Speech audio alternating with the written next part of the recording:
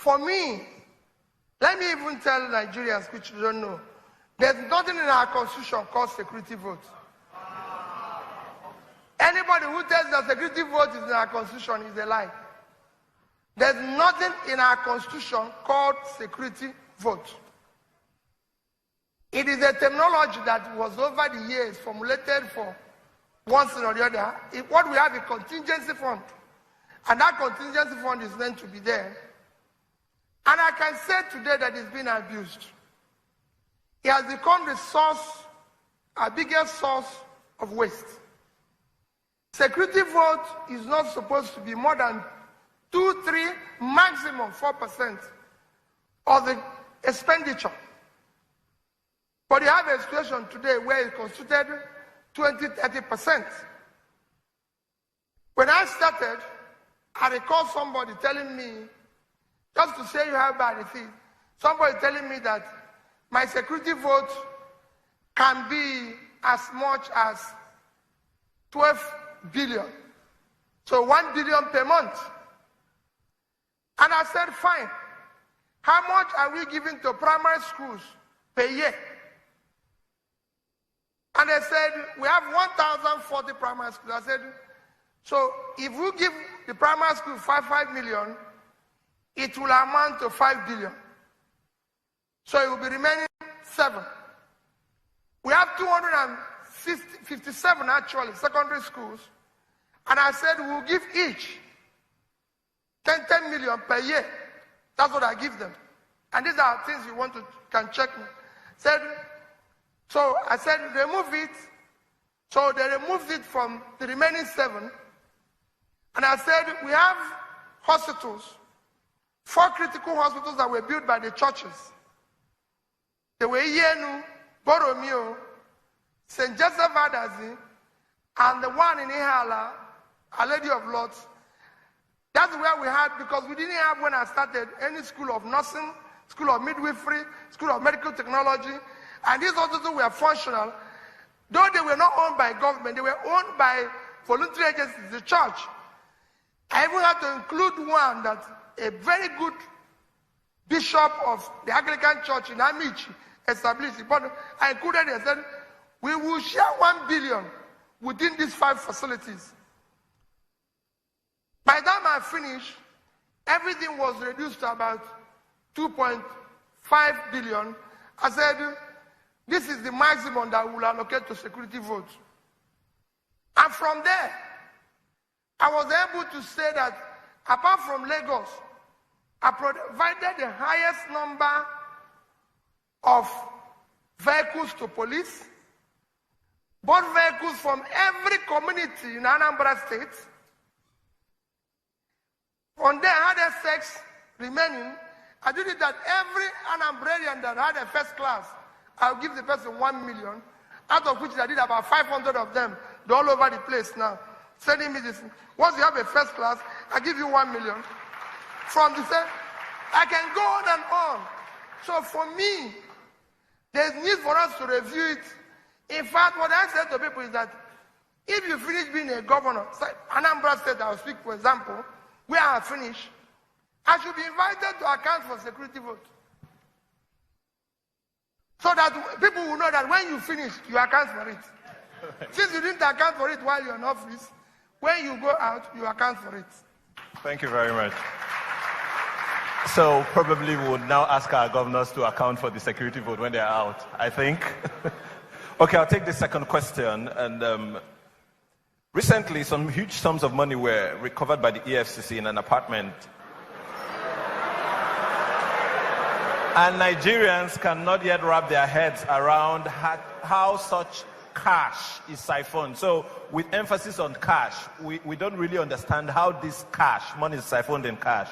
So the question is, what are the holes in government that can result to access to such amount of theft in cash? And how can we block this? And I know there was raids after that discovery of other apartments in the building. And given that you own an apartment there, what were your experience? Very, very good question. Well, I'm sure for me, let me tell you my sadness. It's not actually on issue of just that cash was found. I leased an apartment there. I lived there. I was there in that block when they came to search the apartment in question. So it's something I know. But let me tell you what is worrisome. Well, we don't know. They are still dealing with who owns the money and who doesn't own the money. Maybe that will one day be clarified. But let me tell you where I'm even worried. Assuming the money was even from a background that is questionable, why will anybody keep it in such a circumstance? The place could have caught fire. Anything could have happened. If that money was put in our banking system, whoever kept it would have earned 8% per annum, so it would have earned about $7 million by now. 1 minute, it would have earned about let me finish.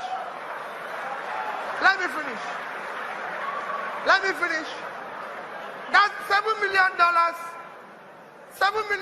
is about 2.8 billion naira today. That is the amount I spent for secondary school, the entire secondary schools in Anambra State for the year.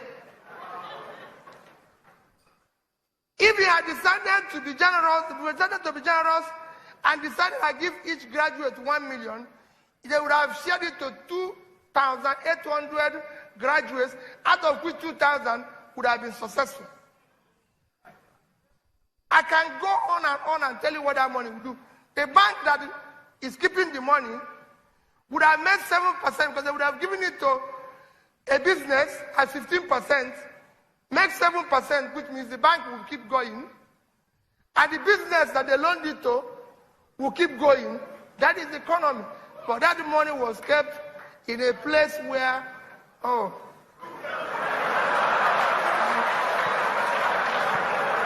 I own an apartment there. People said to me, oh, you live there. Yes, I live there. It was built by somebody I'm close to and everything. And I told him, I said, I haven't finished being governor of Anambra State for 8 years. I cannot live outside Anambra State. Never. The only place that I have a house officially built is in Onitsha. If you see any house anywhere in Lagos, Abuja, anywhere belonging to P2B, confiscate it. I live in Onitsha. So for my wife and family, I live that place, and I'm happy that go and ask those who searched the place. Because I was abroad. I traveled 2 days after, and they said they wanted to search my apartment. I sent the key through a very good Nigerian who was traveling.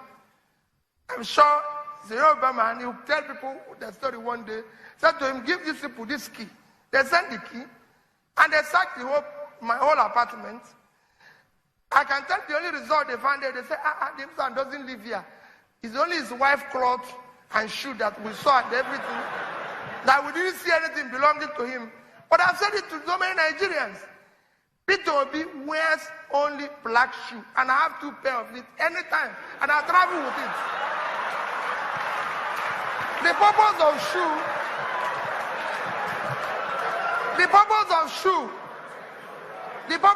is to protect the leg from being hot. Nothing else. So that people are wearing one.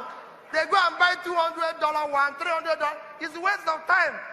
I buy this from Marks and Spencer. $49.99. Finish. It's a shoe. Nothing else. They say, oh, we didn't even see watch. I've said it openly to everybody. This is the only watch I have. I won it for 17 years. Purpose of watch is to keep time. Why would I keep a watch at home? Whose time is he keeping? You don't. What would you do?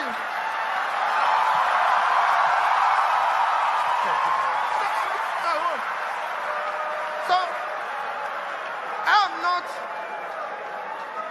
I leave the place. I want you to go and check my background. I'm not a poor person.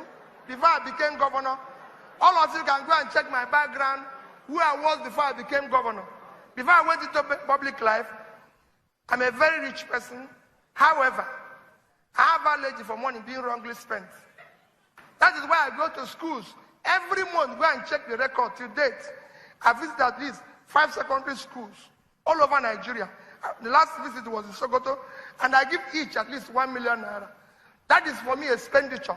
Not to use it to buy watch that I keep at home, keeping time that nobody uses.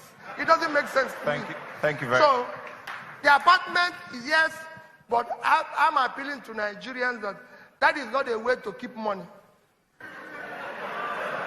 Thank you. Thank you very much, sir.